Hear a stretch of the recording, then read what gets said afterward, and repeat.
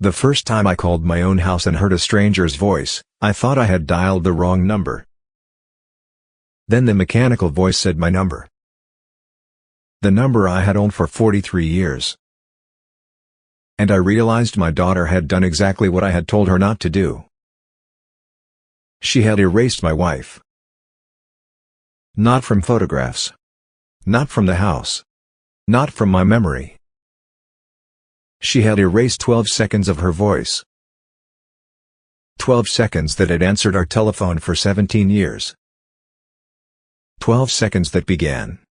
"You've reached George and Helen Lawson." Helen had been dead for 5 years. Until that afternoon, she still answered the phone. "My name is George Lawson. I was 80 years old when this happened. I had been married to Helen for 55 years, 3 months, and 11 days. I did not usually include the 11 days. At 80, you learn that excessive accuracy makes people nervous. Helen died in March, 5 years before my daughter decided my telephone needed modernization. The answering machine was beige. Not white. Beige.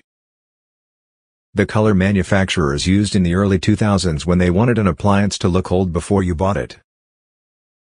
It sat on a narrow table beside the refrigerator. Its display had been missing one segment of the number 8 since approximately 2014. The volume button worked only if pressed on the left side. And the plastic cover over the message button had turned the color of weak tea. It was not beautiful.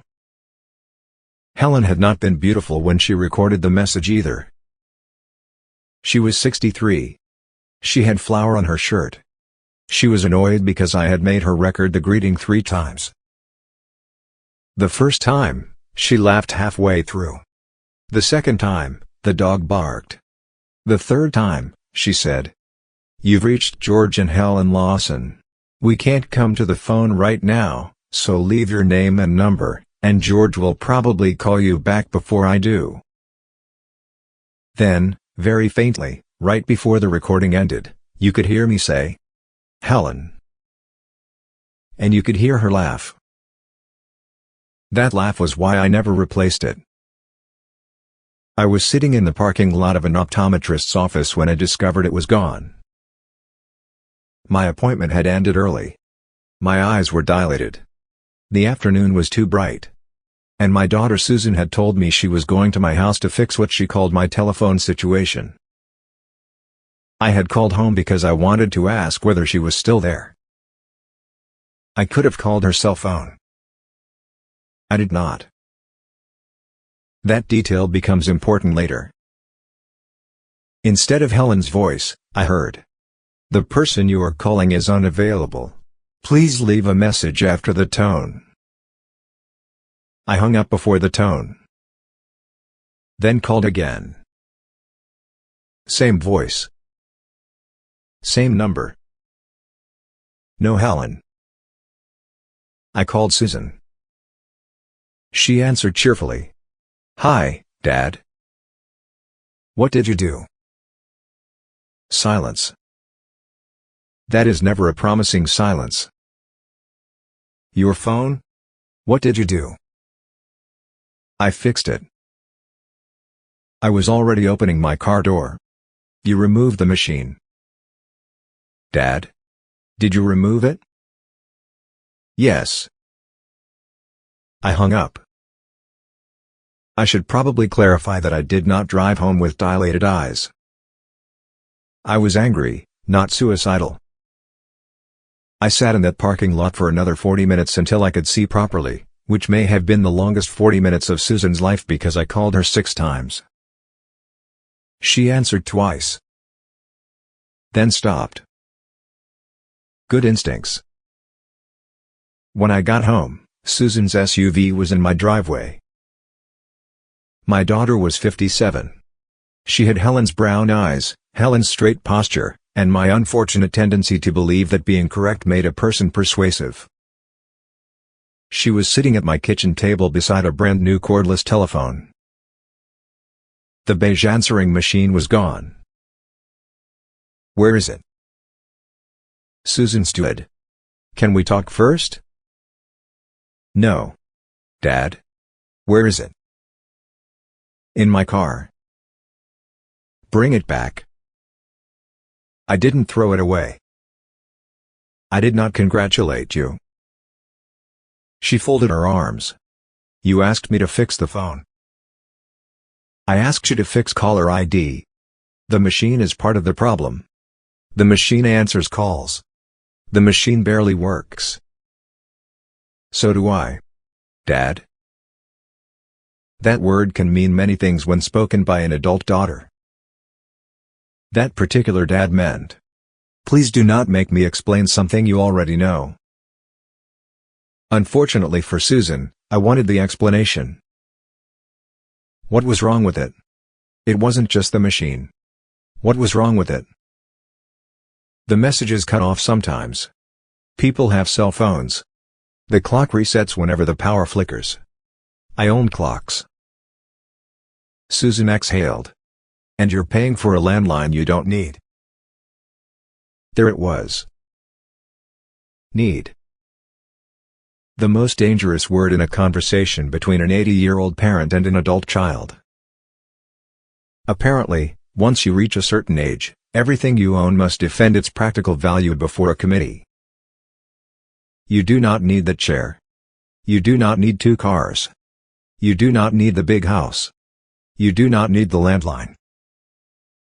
Nobody ever asks whether a 57-year-old needs 17 decorative pillows. I had counted Susan's. Put it back. She looked at me. You can keep the machine. Wonderful. But I don't think you should use the greeting anymore. I stared at her. Get out. Susan's face changed. Not much. Her jaw tightened.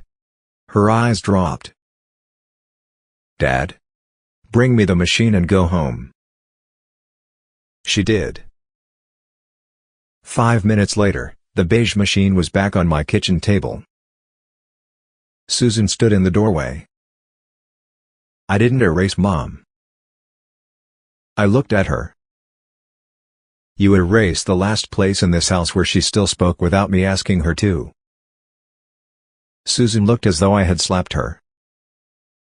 I regretted saying it almost immediately. Almost. She left. I reconnected the machine myself. The new telephone service did not cooperate. I pressed buttons. Unplugged cords. Read instructions. Used language Helen would have called inappropriate for household electronics. Nothing worked. At 8:30 that evening, my grandson Ben arrived. Ben was Susan's oldest. 29. Tall. Quiet. Worked with audio equipment for a small theater and therefore possessed the mysterious ability to connect cables without becoming personally offended by them. He walked into my kitchen, saw the machine, and said, "Mom called." I assumed she might begin organizing witnesses. She cried. That stopped me. Susan did not cry often. As a child, she cried when her rabbit died and once when a teacher accused her of copying an assignment. She had not copied it. At Helen's funeral, Susan did not cry until everyone left. How much? Ben frowned. How do I measure that? I don't know. A normal amount. I did not like this new information. Anger is much easier when the other person sleeps comfortably afterward. Ben crouched beside the machine. What are you trying to do? Make it work. I can see that. Then why ask? He smiled. You know, Grandma used to warn me about this exact conversation pattern. I gave him a screwdriver. Be useful. He examined the cords. Then he asked, do you want the machine to answer calls, or do you just want the recording? Both. Those are different problems. They were the same problem yesterday. Yesterday was technologically simpler. I disliked Ben briefly. Then he pressed two buttons. Helen's voice filled the kitchen. "You've reached George and Helen Lawson. We can't come to the phone right now, so leave your name and number, and George will probably call you back before I do." Then my younger voice. "Helen." Her laugh. I did not realize I had been holding my breath until Ben looked at me. "Still there?"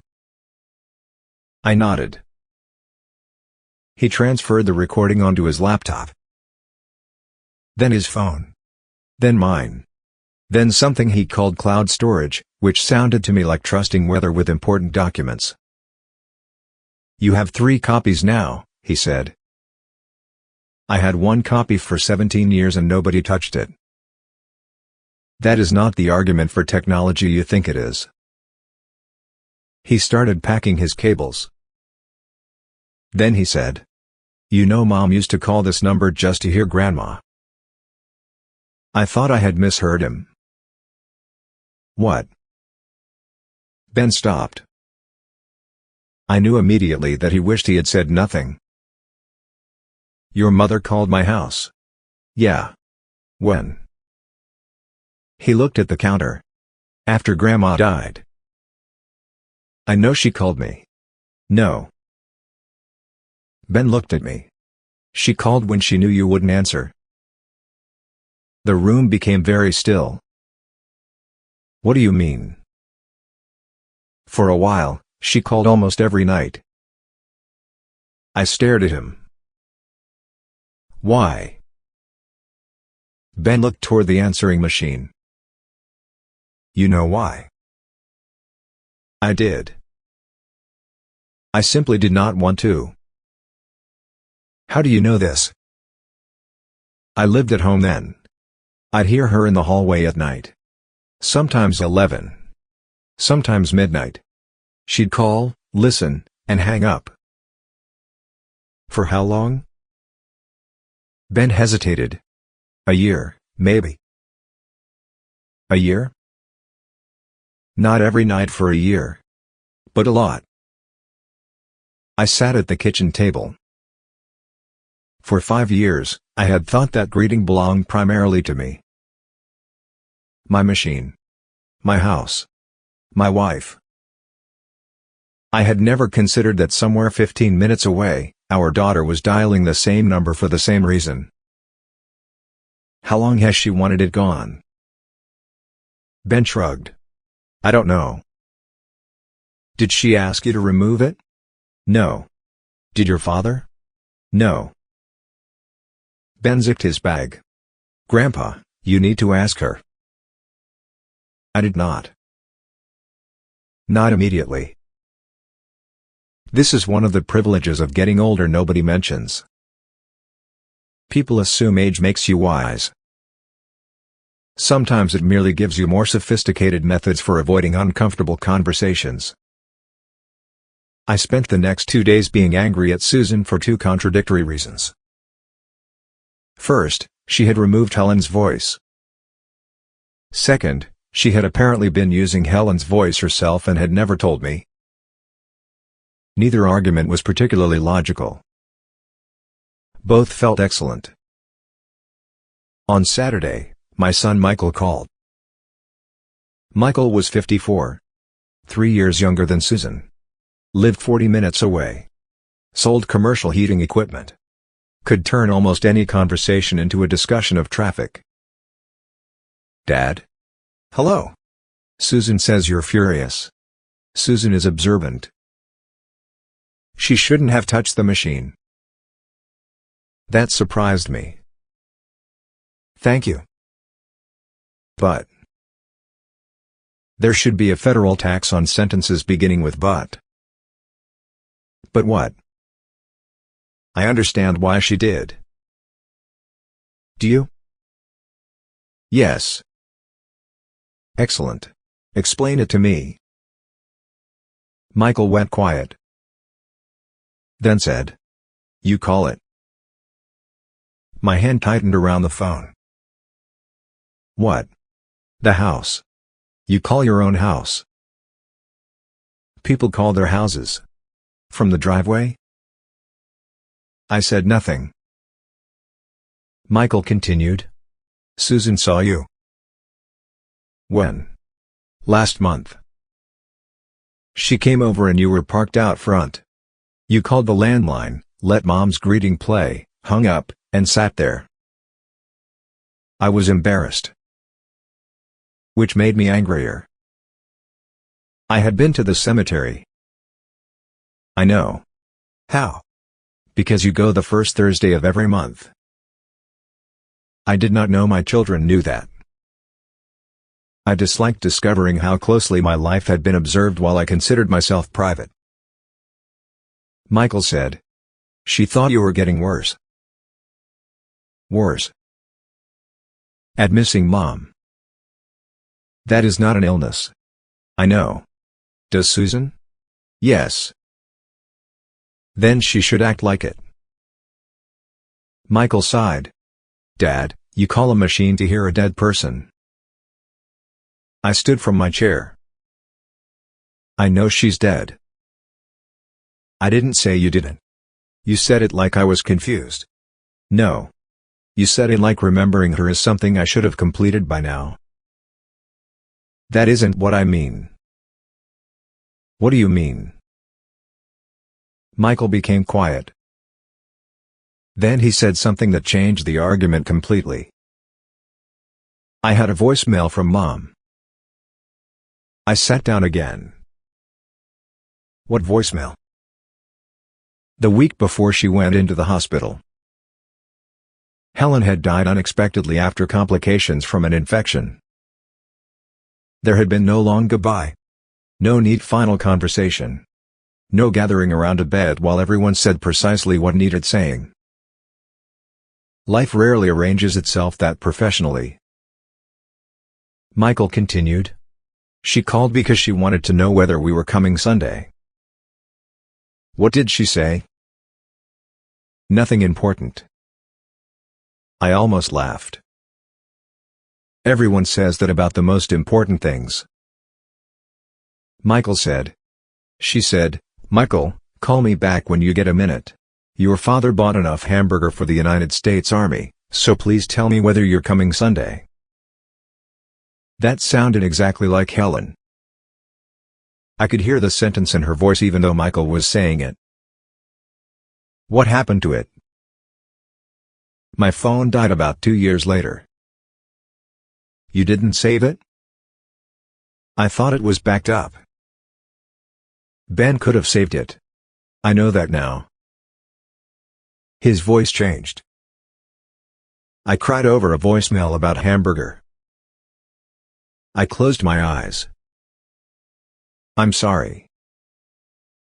So am Madge. Then Michael said.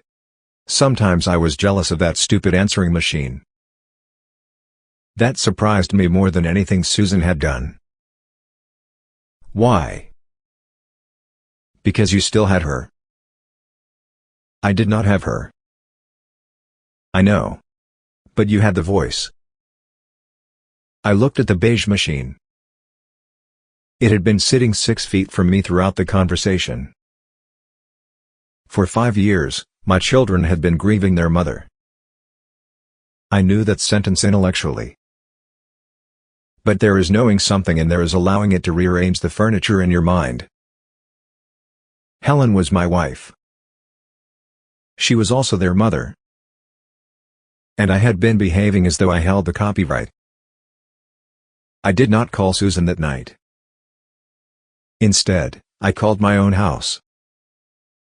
From inside it. This accomplished nothing except creating feedback between two phones.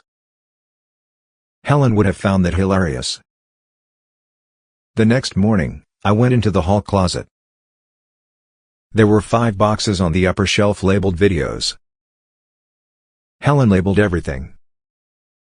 I once found a plastic container labeled rubber bands containing, to my disappointment, rubber bands. The videos were old. Some VHS. Some smaller tapes from a camcorder Michael convinced us to buy in the 90s. I had not watched them in years. I called Ben. "Are you busy?" "Yes." "Good. Come over." He arrived 2 hours later carrying enough equipment to broadcast a presidential debate. We began with a tape marked Christmas 1997. The picture shook. The colors were terrible. The camera moved too quickly. Then Helen walked through the frame. She was 54. Brown hair. Red sweater. Carrying a bowl. She looked toward whoever held the camera. Probably Susan. And said, "Do not film my kitchen." Ben laughed. I did not. I had forgotten the exact sound of Helen being annoyed. The answering machine greeting did not contain annoyance. It contained 12 polished seconds. The woman on the tape was different. She told Michael to move his shoes. Told me to stop carving the ham before everyone arrived. Laughed when Susan dropped a roll. Complained that the room was too hot. Helen had always believed every room was too hot. We watched another tape. 1993. Helen was yelling from behind the camera because I was assembling a swing set incorrectly. I was not assembling it incorrectly. I was assembling it experimentally. Another tape. Susan's college graduation. Helen crying so hard you could barely hear Susan's name when they announced it. Another. Michael teaching his son to ride a bicycle while Helen shouted contradictory instructions from the porch. Ben stopped the tape. "You okay?" "No." He nodded. "Want to stop?" "No." We watched for 4 hours. I laughed more than I cried. That surprised me. Grief had spent 5 years telling me Helen was primarily something sad. The tapes disagreed. Helen had spent 80% of her life complaining about ordinary things and the remaining 20% laughing at me. That was much closer to the woman I married. Ben transferred the videos onto a drive. Then he asked, "Can I send them to Mom?" My first instinct was no. I do not know why. Possession becomes strange after someone dies. A photograph feels like a piece of the person. A sweater feels like a piece. A recipe. A recording. And when there are fewer pieces than people who miss them, sharing can feel dangerously similar to losing. Then I remembered Michael's voicemail. "Yes." "All of them?" I looked at him. How many mothers did Susan have? One. Then all of them. That evening Susan texted me. "Thank you for the videos." I stared at the message. Then wrote, "You're welcome." Deleted it. Wrote, "Ben did the work." Deleted that too. Finally I wrote, "Your mother hated being filmed." Susan answered, "I know. I'm watching Christmas 1997. She already complained 4 times." I smiled. Then she sent another message. "I miss her." 3 words. My daughter was 57 years old, and I suddenly pictured her at 7. Knees scraped. Hair crooked because Helen had tried to cut her bangs herself. Running through our first house calling for her mother. I wrote, "So do I." Susan did not come over for another week. When she finally did, she brought soup. My daughter believes soup improves difficult conversations. She inherited that from Helen. I let her in. She noticed the answering machine immediately. Still on the kitchen table. Still unplugged. Ben saved the recording. I know. He told you? Yes. He also told me something else. Susan looked at me. What? That you used to call here. Her face changed. She put the soup on the counter. Oh. How often? She pulled out a chair. Why does it matter? Because I didn't know. Susan gave a small laugh without humor. You didn't know a lot of things. That was not the answer I wanted. What does that mean? She looked toward the window. I called every night for about 3 months. Ben said longer. Then every few nights. Then once a week. Then whenever I had a bad day. Why didn't you call me? Susan looked back at me. Because I didn't want you. It hurt before I had time to understand it. She saw my face. No, Dad. I wanted Mom. There are sentences so obvious you can live 60 years without thinking them. Susan wanted her mother. Not her father performing competence. Not her children. Not her husband. Not sympathy. Her mother. And I could not give her that. Susan continued. If I called you, you'd ask whether I was all right. You'd start worrying. Or you'd get sad. Or you'd tell me a story about Mom. And sometimes I didn't want a story. What did you want? 12 seconds. She looked at the machine. Just her saying our last name. I understood that completely. That made me uncomfortable. Then why remove it? Susan was quiet for a long time. Then she said.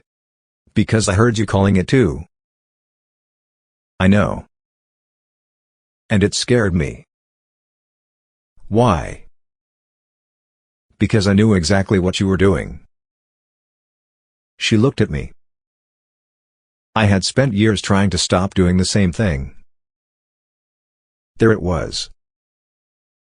The real reason. Susan had not removed the machine because she thought I was ridiculous. She removed it because she recognized herself. You thought if you stopped me, you'd fix something. Yes. You could have talked to me. I know. You could have told me you used to call. I know.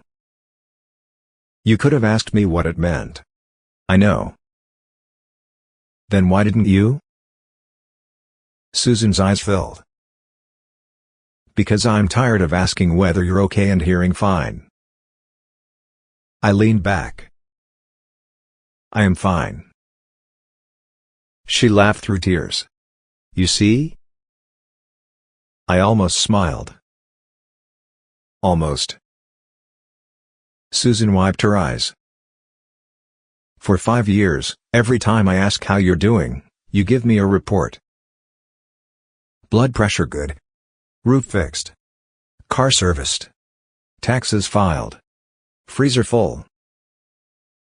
These are signs a person is fine. No. They're signs a person has completed errands. I looked at her. That sounded like Helen. Which was irritating. Susan continued. Do you know what happened after Mom died? Yes. No, Dad.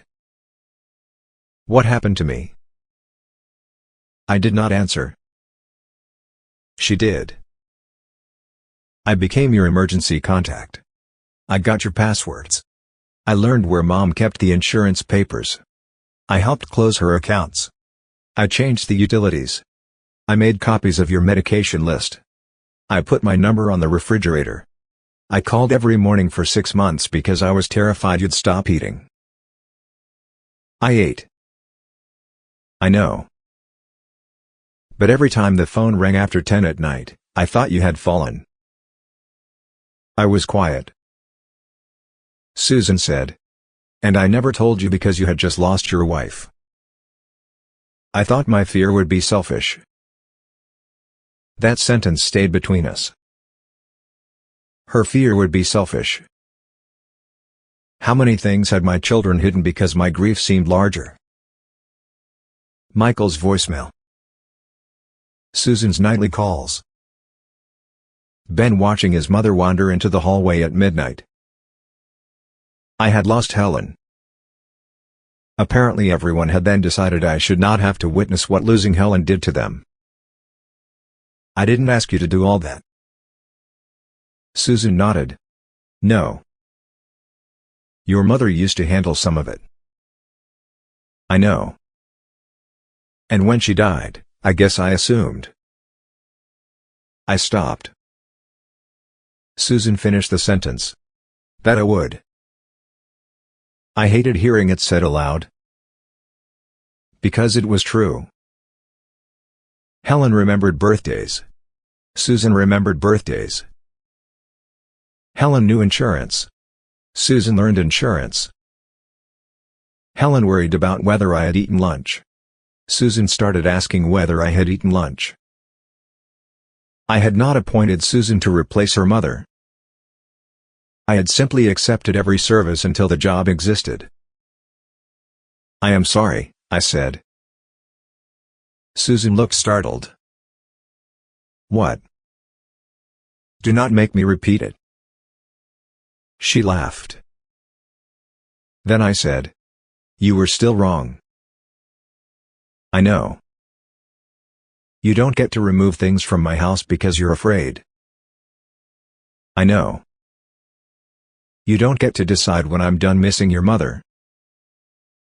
I know. And I am keeping the landline. Susan sighed. Fine. There are victories worth taking. We ate the soup. 2 weeks passed. The machine remained on the kitchen table. I played Helen's greeting twice. Only twice. Not because Susan had shamed me. Because after watching the old videos, the greeting sounded different. Too clean. Too short. It was Helen, but it was the version of Helen meant for plumbers, dentists, neighbors, and telemarketers. I had been treating it like a private message. It wasn't.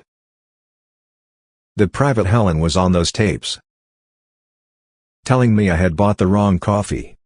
Complaining about the temperature. Laughing at her grandchildren. Threatening to throw away my favorite shirt. The greeting was her voice. The videos were her life. In November, Ben proposed an idea. He wanted to make what he called a family audio archive. I told him that sounded like something a museum would do with a dying language. He told me that was unnecessarily dramatic. He was correct. His idea was simple. We would collect old videos, voicemails, cassette tapes, and recordings. Not only Helen. Everyone. Grandparents who were gone. Children when they were small. Family stories. Ordinary voices. I initially refused. Why? Because we're not dead. That's the point. What point? We can record things before everyone is desperate to find them. That was annoyingly sensible. So on the Sunday after Thanksgiving, everyone came to my house. Susan. Her husband Mark. Ben. Ben's younger sister Claire. Michael. His wife Denise. Their daughter Natalie. 9 people including me. The dining room looked like an electronics store had suffered a nervous breakdown. Ben set up a microphone. Claire brought 3 photo albums. Michael brought an old cassette labeled Vacation 1985. Susan brought a shoebox. I recognized the box. Helen had kept greeting cards in it. "What is that?" Susan opened it. Inside were 13 small cassette tapes. "What are those?" "Mom's." I stared at her. "From where?" "She used to record things for Grandma." Helen's mother had lived 3 states away during the final 15 years of her life. Before cheap long-distance calls and video chats, Helen sometimes recorded cassette letters. I remembered her doing it. I did not know Susan had the tapes. "Where did you get them?" "Grandma gave them back to Mom after Grandpa died. Mom kept them. I found them when we cleaned her desk." "You've had them 5 years?" Susan looked embarrassed. "Yes." I felt anger rise. 5 years. 13 tapes of Helen's voice. And Susan had never told me. Then I remembered the answering machine. My machine. My wife. My voice to preserve. I let the anger go. Mostly. Play 1. Ben connected an old cassette deck. The tape hissed. Then Helen spoke. She was 38 years old. I knew because she mentioned Susan starting high school. Her voice was younger. Faster. Brighter. She told her mother about Susan's grades. Michael's baseball. The washing machine leaking. A neighbor's divorce. Then she began complaining about me. The family became very interested. Helen said I had decided to paint the garage myself. Apparently I had purchased the wrong paint. I dispute this. She told her mother. George would rather repaint the entire house than admit a man at the hardware store was right. Everyone laughed. Including me. Then Helen said something quieter. She said, "He drives me crazy, but I suppose after 20 years I have become attached to having him around." The room became silent. I looked at the floor. Claire reached over and squeezed my hand. I pretended not to notice. We listened to another tape. Then another. The extraordinary thing was how ordinary they were. Helen discussed coupons. Weather. Children. A broken toaster. A woman from church she found irritating. There were no final messages. No wisdom intended for future generations. No dramatic declarations. And that was why they mattered. Nobody talks like a dying person when they believe they have decades left. They talk about washing machines. Claire was 22. She had been 17 when Helen died. Halfway through the 3rd tape, she began crying. Susan moved toward her. Claire shook her head. "I'm okay." I almost laughed. Apparently Fine had skipped a generation and returned as okay. Claire wiped her eyes. "I forgot that." "What?" "How Grandma said certain words." She looked embarrassed. I remember her face. I remember things we did. But sometimes I can't hear her unless there's a recording. Susan put her arm around her. Claire said, "I hate that." Nobody knew what to say. Then Michael spoke. "I can't remember Dad's father's voice. My father had died 26 years earlier. Michael had been 28. Old enough to know him well. Still, the voice had faded. "Neither can I," Susan said. "I could. Mostly." My father had a deep voice and spoke slowly. But when I tried to hear him say my name, I was not certain whether I remembered the sound or remembered remembering it. That frightened me more than I expected. Ben turned off the cassette player. Then said, "This is why I want to record everybody now." Michael said, "What, interviews?" "Not formal. Just stories. Grandpa can tell us about his dad. Mom can tell stories. You can. Everybody." I immediately hated the idea. I pictured myself sitting under a lamp answering questions about my childhood like the last survivor of an expedition. "No." Claire looked at me. "Grandpa." "No." "Why?" "Because I am sitting here." "I know." "Then ask me questions now."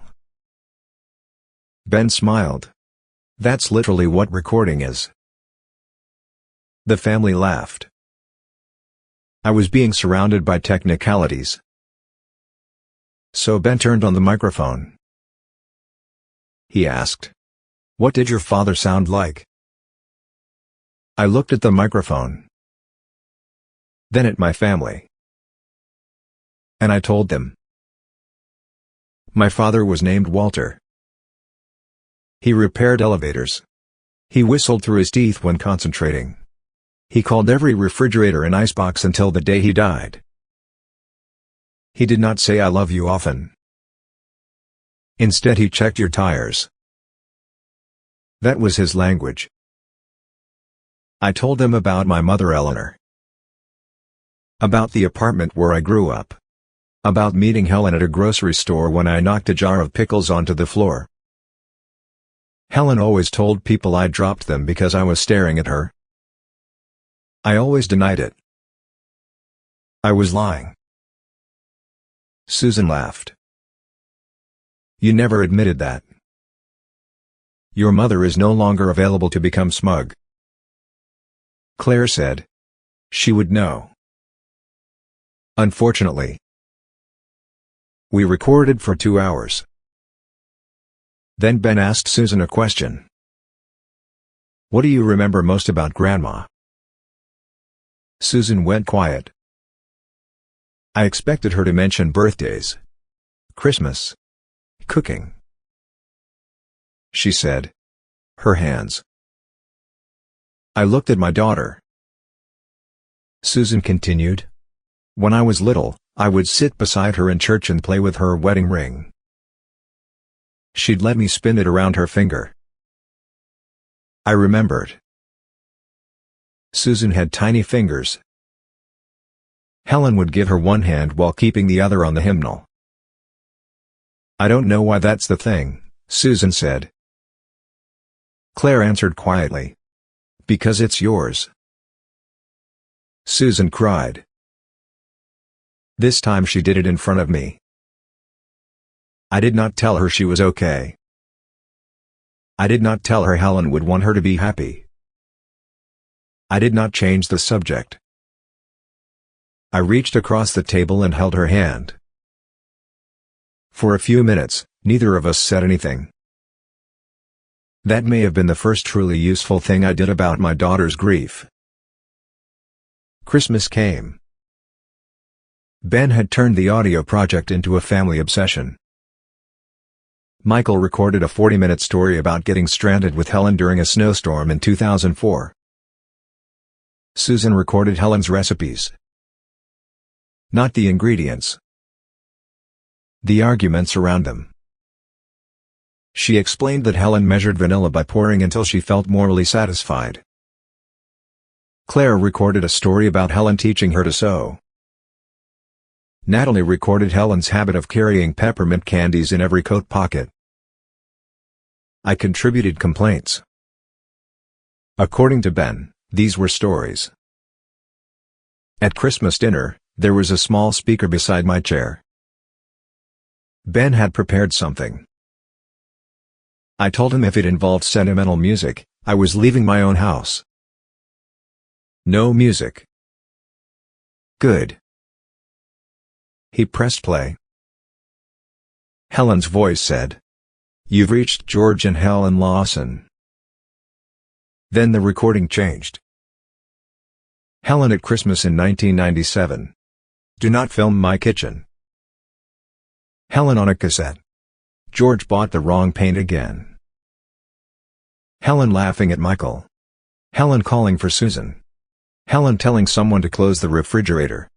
Helen singing 2 seconds of a birthday song before forgetting the words. Then my voice. Recorded only weeks earlier. I was telling the pickle jar story. Then Susan talking about Helen's hands. Michael talking about the snowstorm. Claire. Natalie. Ben. The recording ended with Helen laughing.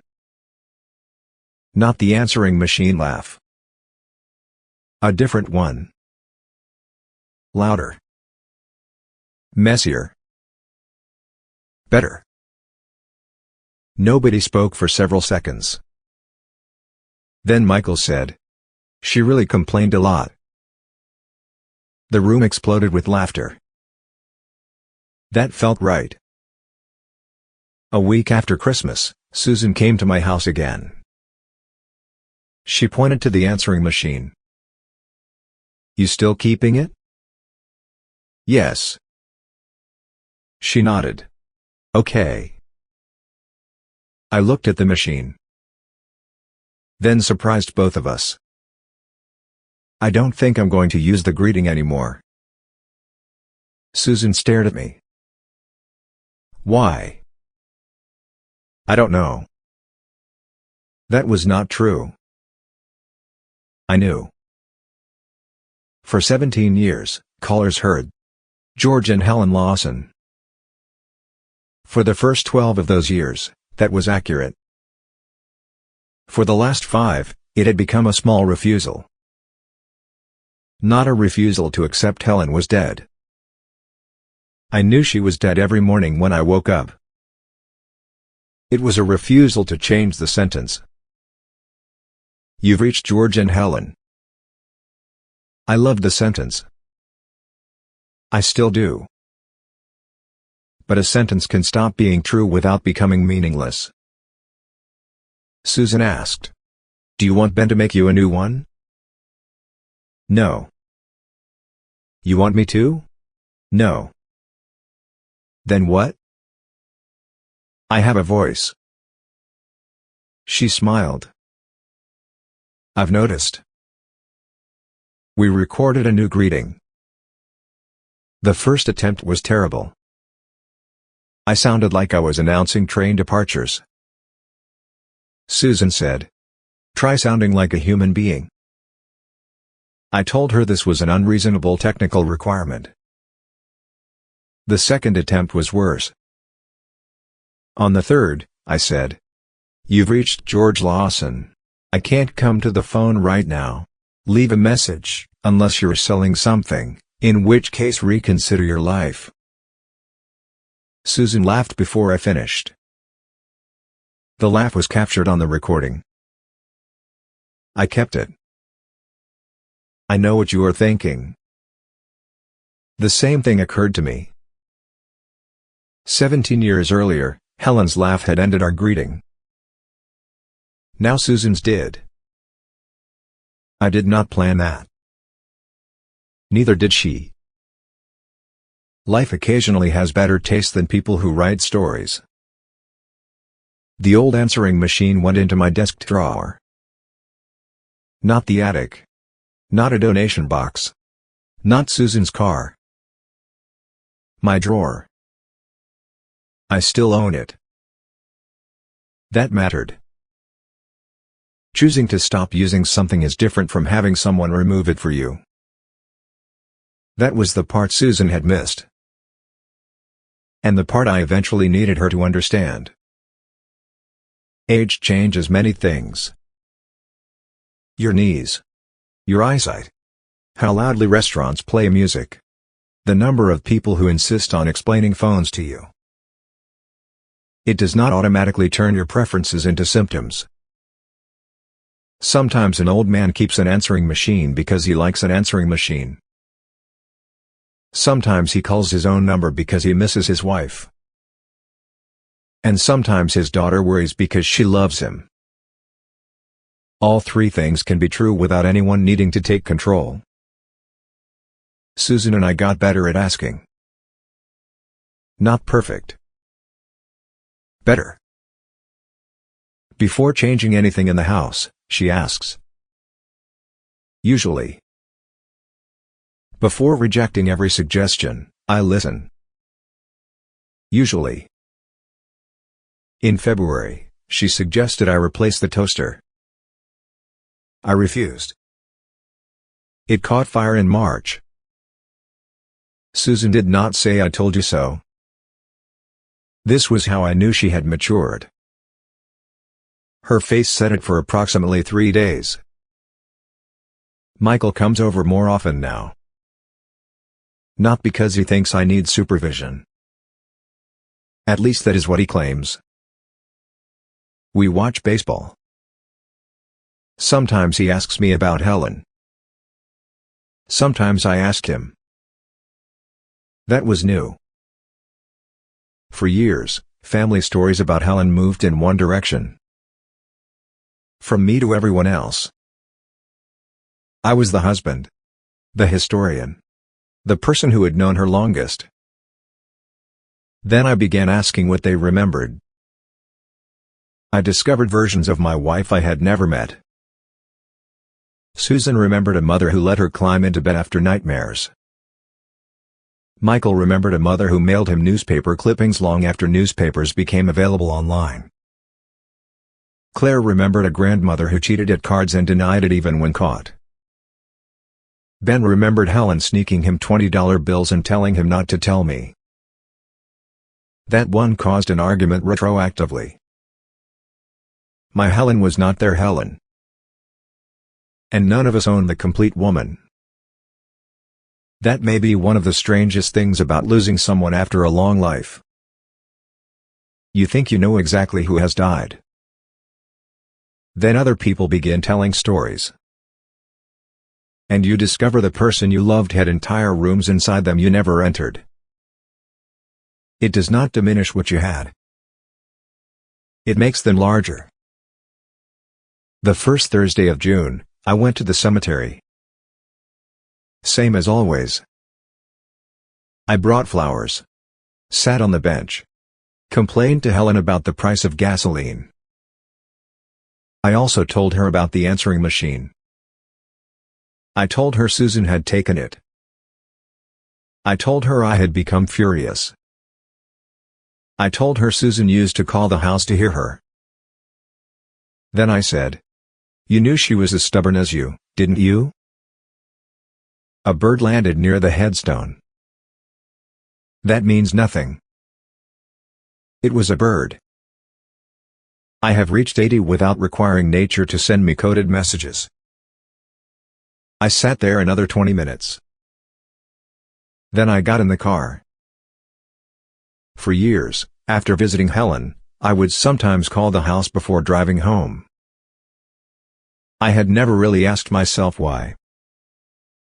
That day, I knew. The cemetery told me Helen was dead. The answering machine told me that once, she wasn't.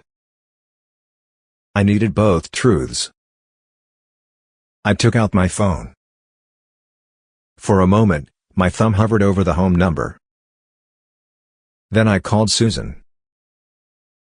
She answered on the second ring.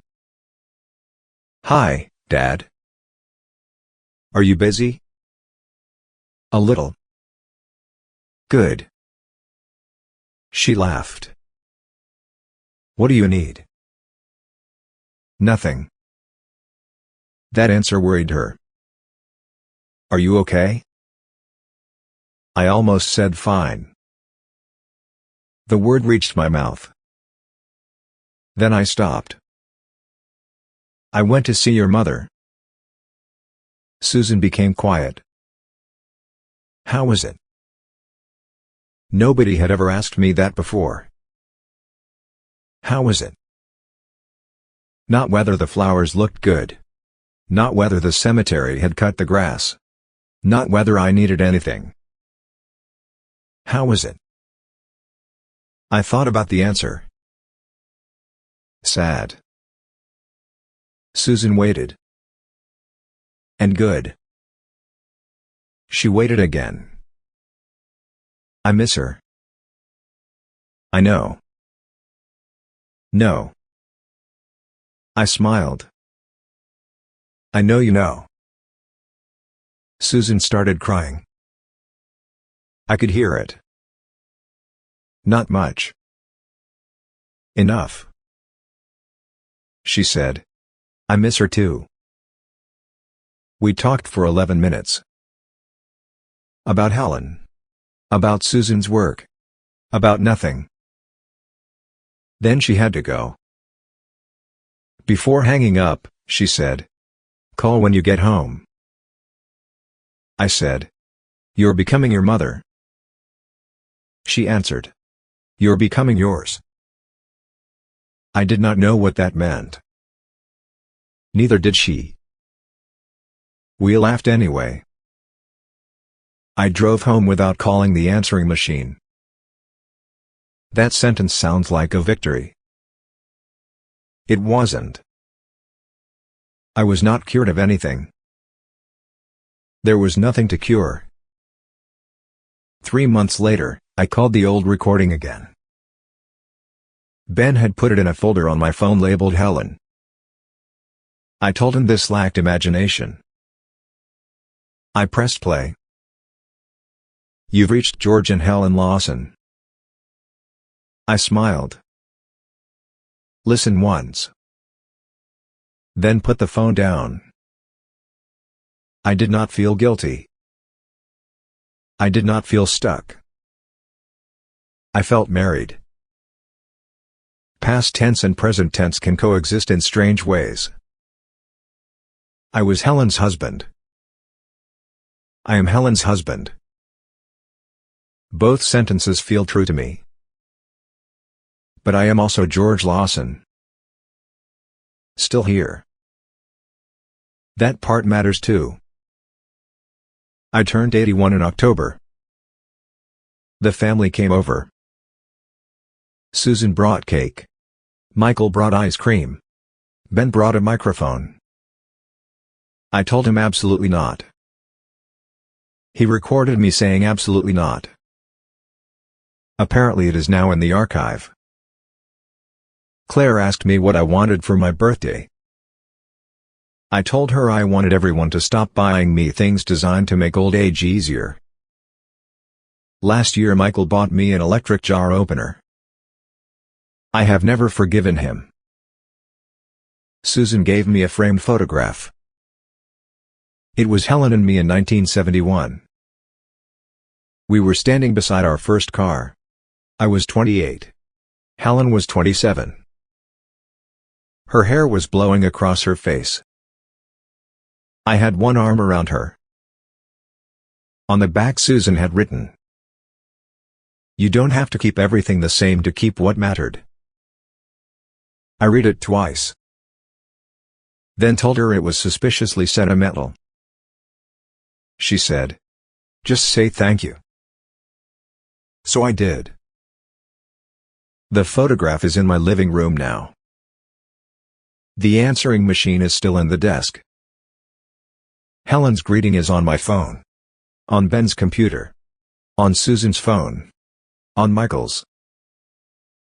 Nobody owns the only copy anymore. I like that. Helen spent 55 years belonging to a family. Her memory should too. Susan no longer calls an answering machine late at night. At least I don't think she does. Sometimes she calls me instead. Not every night. That would be exhausting. Once or twice a week. She tells me about work. I complain about the neighbors. She asks what I ate. I tell her it is none of her business. Then I usually tell her. Every so often, one of us says, "Your mother would have hated this." Or, "Mom would have loved that." For a long time, I thought saying those things made Helen more absent. Now I think silence did. Talking about someone does not trap you in the past. Sometimes it gives the past somewhere to sit while life continues around it. That is what my family finally learned. We do not preserve Helen by pretending nothing has changed. Everything changed. She died. I got older. Susan became the daughter of a widower. Michael lost his mother. Grandchildren became adults. The house got quieter. The telephone changed. Even grief changed. What did not change was that Helen had been here. No new greeting could undo that. No removed machine could either. Susan had been wrong to take it. I want to be clear about that. Being someone's daughter does not grant authority over the private things that comfort them. Concern is not permission. Love is not permission either. Older people do not become public property simply because the people around them are worried. But I had been wrong too. I had told Susan nothing and expected her to understand everything. I called myself fine while sitting in a driveway listening to my dead wife's voice. There was nothing shameful about doing that. There was also nothing honest about pretending it meant nothing. I missed Helen. Some days I missed her so badly that 12 seconds felt better than silence. I should have been able to say that. Susan should have been able to tell me that she was frightened. Michael should have been able to tell me he cried over a voicemail about hamburger. Claire should have been able to say she was forgetting her grandmother's voice. Instead, we all protected one another. And for a while, protection looked remarkably similar to loneliness. That is the danger in families. We know where one another hurts. So we become careful. Then too careful. Then silent. And eventually everyone is sitting in separate rooms trying not to make anybody sad. Helen would have hated that. I know because I have recordings. Last Sunday, the whole family came over. No holiday. No birthday. No anniversary. Susan brought soup. Obviously. Michael brought bread. Claire brought her boyfriend. Ben brought no recording equipment because I had threatened to lock him outside. We ate in the kitchen. The new phone rang halfway through dinner. Nobody got up. After 4 rings, my new greeting played. "You've reached George Lawson." My voice. Then my joke about salespeople. Then Susan laughing. Everyone at the table smiled. Susan looked at me. I looked back. Neither of us said anything. We did not need to. Helen's voice was still in my house. It just wasn't the first voice people heard anymore. For a long time, I thought that would feel like losing her again. It didn't. It felt like making room for the people who were still here. Including me.